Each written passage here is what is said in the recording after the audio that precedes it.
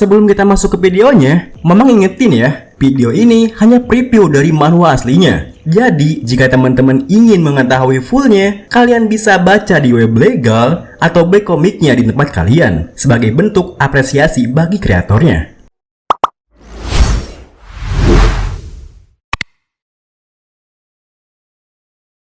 Hao ni hao semuanya. Selamat datang di channel Manhwa Adik. Di channel ini kita bakalan khusus ya buat bahas manhwa dari Cina. Nggak seperti di sebelah yang di Comics Adik yang dikhususkan buat manhwa dari Korea ya. Dan di video kali ini, Mamang tuh bakal bahas manhwa dari Cina yang berjudul Release Death Witch. Manhwa ini diangkat dari sebuah novel karya Ermu dengan genre action, adventure, drama, fantasi, harem, historical, isekai, manhwa, supernatural.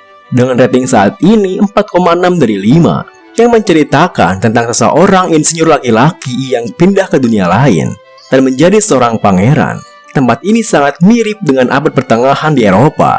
Tetapi pada saat yang sama, kelihatannya agak berbeda. Yang disebut penyihir benar-benar ada dan mereka bahkan memiliki kekuatan sihir. Kekuatan sihir adalah kekuatan produktif. MC kita kali ini memiliki misi atau target yang harus dicapai, yaitu menyelamatkan para penyihir, membebaskan tenaga produktif, buka peta, lawan iblis, hancurkan konspirasi, panjat pohon sains dan teknologi, buka jalur pertanian modern hardcore. MC kita yang bernama Cheng Yan, seorang budak korporat yang menyusun berbagai jenis blueprint. Namun pada suatu hari, tugasnya ditumpuk terlalu banyak dari sebuah perusahaan misterius. Dan ketika dia bangun, tubuhnya berubah menjadi tubuh seorang pangeran. Saat itu dia sedang duduk menyaksikan proses eksekusi mati seorang penyihir. Dia pun berpikir sejenak. Semenjak jiwanya berpindah dan menjadi seorang pangeran, dia memutuskan untuk menggunakan identitas tersebut dan hidup dengan benar. Tetapi dunia ini berbeda dari bayangannya. Di dunia ini, yang disebut penyihir itu benar-benar ada.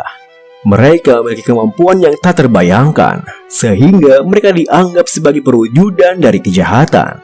Dunia di mana yang kebanyakan masyarakatnya tidak berpandangan secara terbuka. Hal yang bodoh semacam itu memang ada. Sungguh pemborosan sumber daya alam, dan semuanya hanya tak mengerti manfaat dari seorang penyihir. Kemudian, dia bermaksud untuk melepaskan penyihir tersebut yang telah berhasil ditangkap oleh warga dan berniat untuk memperjakan penyihir tersebut.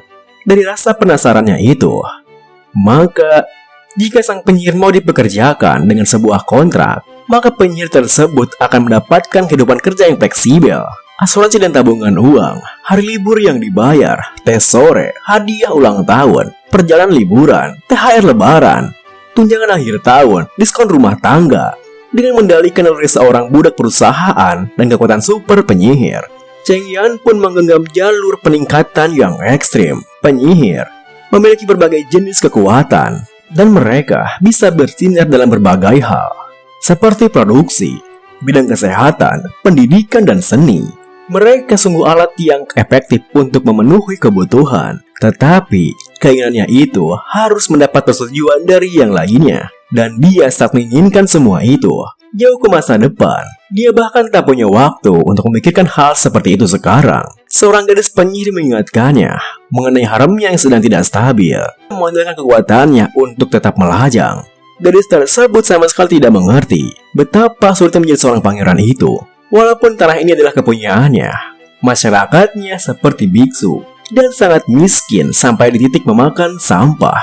Cheng Yan mulai menentukan sasarannya masyarakat yang kecil terlebih dahulu, dan target pada akhir tahun harus menghasilkan 100 juta gold. Selain itu, di setiap musim dingin masih harus memikirkan cara membujuk pasukan jahat asing untuk mundur. Musuh setingkat Dewa Demonic Beast berbentuk seekor naga dengan mata merah menyala. Salah seorang bawahannya yang bernama Iron X. Dia pun pernah bertanya, "Apakah kau iblis?"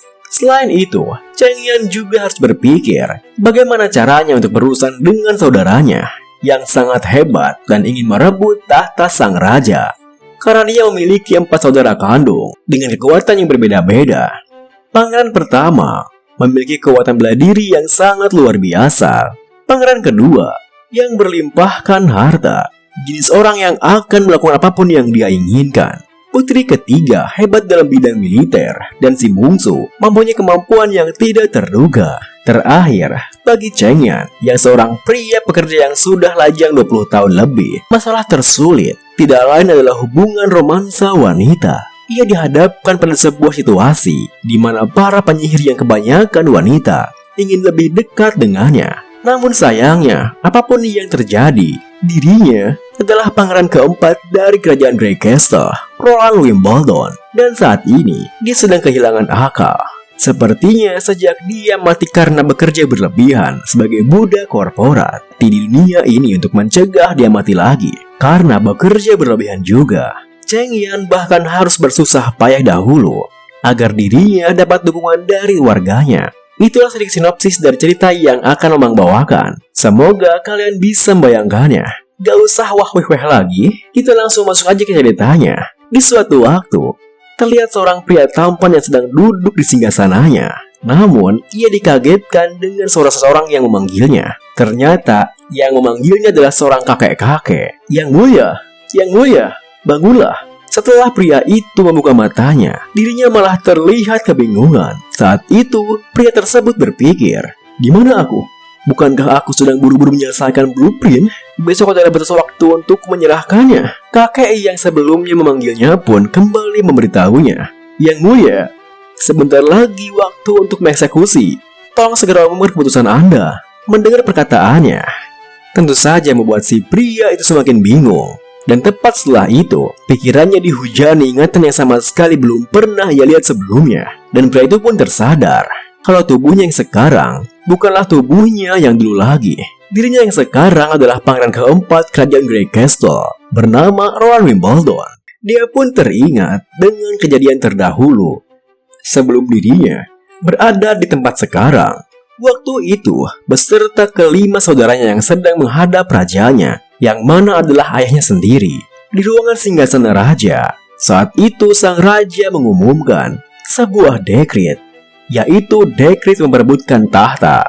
Itu adalah ide aneh dari sang raja untuk memutuskan siapa yang akan menggantikannya. Dia menempatkan kelima anaknya yang di masa kedewasaannya di berbagai wilayah, dan berdasarkan tingkat pemerintahan mereka selama 5 tahun, beliau akan menentukan siapa penerusnya. Selama 5 tahun ini, sang raja secara pribadi akan menyaksikan tingkat pemerintahan mereka di wilayah yang telah ditentukan. Perjuangan untuk hak tahta warisan akan menjadi kompetisi yang adil. Dengan dekret itu, pangeran keempat, Roland Wimbledon, harus berkompetisi dengan para saudaranya. Pangeran pertama yang punya keistimewaan bela diri yang luar biasa. Pangeran kedua dengan keistimewaan kekayaan yang luar biasa.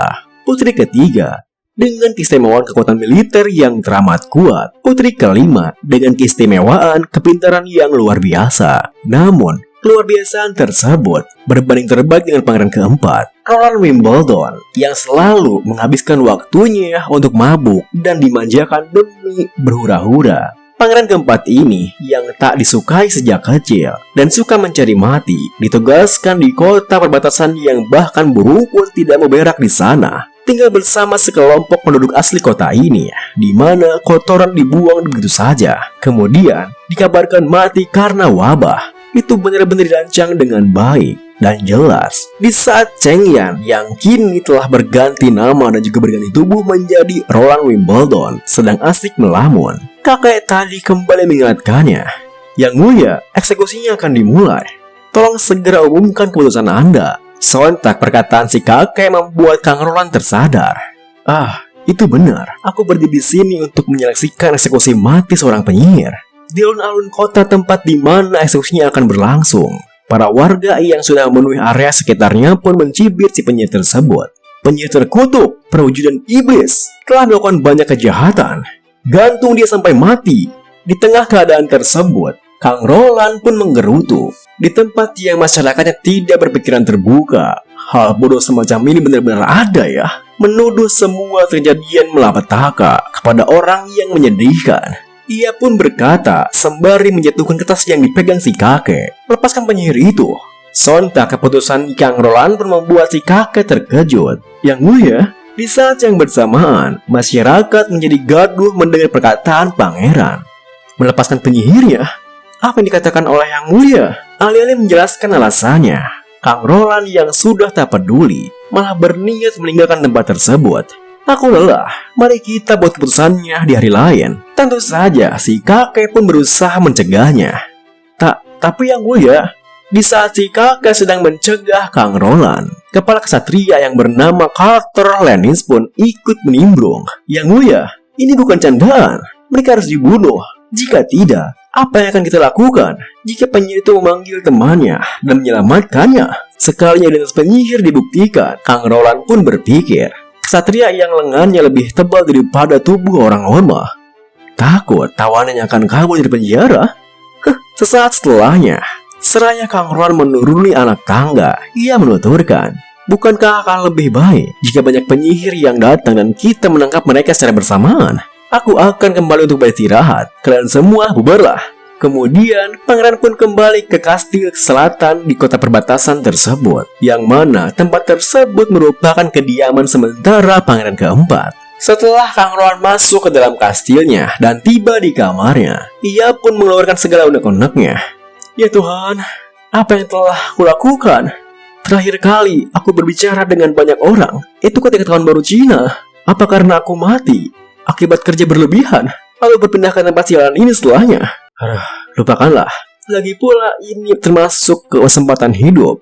Aku tak boleh mengeluh. Mulai dari sekarang, aku adalah Roland. Pertama, mulai dari mencari tahu informasi penyihir itu. Beberapa saat setelahnya, Kang Roland pun masuk ke dalam penjara kota di perbatasan, ditemani dengan Bang Kesatria Carter. Sembari mengikuti Kang Roland, Bang Kes Carter bertanya, Yang Mulia, yang dilakukan terlalu berbahaya. Bahkan jika dirantai dengan lintan hukuman dewa, itu tidak akan menjamin Anda pasti aman. Tentu saja, perkataannya malah membuat Kang Roland ingin mengejeknya. Kepala kesatria aku, takut dengan gadis kecil? Bukankah itu tidak masuk akal? Bang Kes Carter beralasan, mereka cakap dari iblis loh. Alasannya pun membuat Kang Roland berpikir, siapa yang menyangka pemuda pemilik wajah menawan ternyata seorang pengoceh? Gadis penyihir yang menyadari kedatangannya pun langsung berdiri dan menatap Kang Roland dengan datar. Kemudian Kang Roland berkata, kemarilah, biarkan aku melihatmu. Tutur Kang Roland. Penyihir itu pun mendekat. Namun, Bang Kes Carter yang panik langsung menghalangi Kang Roland. Jangan mendekat, hei, tak perlu khawatir, ucap Kang Roland. Kemudian Kang Roland mengajak gadis penyihir itu berbincang. Siapa namamu? Dengan kesalnya, Bang Kes Carter memberitahu Kang Roland, dia adalah penyihir yang menggunakan sihirnya untuk membunuh orang di tambang lereng utara. Dia adalah monster yang tidak bisa dibunuh dengan api. Yang Mulia, Anda tak boleh berbicara dengannya. Dia akan menyihir Anda. Kang Roland yang merasa kesal dengan tingkahnya pun langsung memukul kepalanya, lalu bertanya pada si gadis penyihir, apa yang terjadi di tambang lereng utara? Bisa kamu jelaskan padaku secara rinci? Mendengar pertanyaannya, raut wajah si gadis penyihir berubah menjadi muram. Kemudian Kang Roland kembali bertanya, ada apa? Kau tak ingin menceritakannya? Si gadis penyihir pun menjelaskan, tidak, saya akan bercerita. Ayah saya bekerja di pertambangan, tetapi karena reruntuhan pertambangan, dia terjepit. Pada saat itu, seorang pekerja pertambangan memanfaatkan kesempatan itu untuk mengambil semua barang berharga milik ayah saya. Melihat ayah saya yang sedang dicuri, paman saya yang datang menghampiri untuk membantu ayah saya malah berkelahi dengan hebat, sampai akhirnya paman saya kalah dari pencuri tersebut. Di saat yang bersamaan, saya datang ke sana berniat untuk menolong mereka. Paman Asgar! Ketika paman saya sudah terjatuh, pencuri itu mau membunuh paman saya menggunakan beliung tambang. Refleks tak sengaja, saya berteriak sampai mengeluarkan kekuatan sihir dan pencuri itu pun langsung terbakar menjadi gosong. Melihat kejadian tersebut, paman dan bibi saya langsung ketakutan. Ana, ini kamu yang melakukannya? Penyihir, kekuatan penyihir! Di situ, saya terdiam tak bergerak sama sekali. Kemudian, saya memapah ayah saya membawanya keluar dari tambang. Sembari berpesan, tolong, masalah tentang diriku menjadi penyihir, tolong jangan katakan pada siapapun. Aku mohon. Dan begitulah sampai akhirnya, saya bisa sampai di sini. Mendengar cerita dari gadis penyihir itu, yang bernama Neng Ana, Kang Roland lantas bertanya, jadi, berdasarkan ceritamu, alasanmu berada di sini karena tetanggamu melaporkanmu. Sembari menunduk, Ana menjawabnya, mereka tidak melaporkanku. Orang yang melaporkanku adalah ayahku.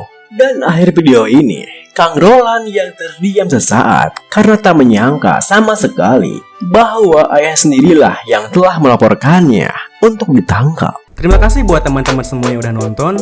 Mohon maaf jika ada salah-salah kata atau pengucapan Mamang yang kurang jelas. Sampai jumpa di video berikutnya.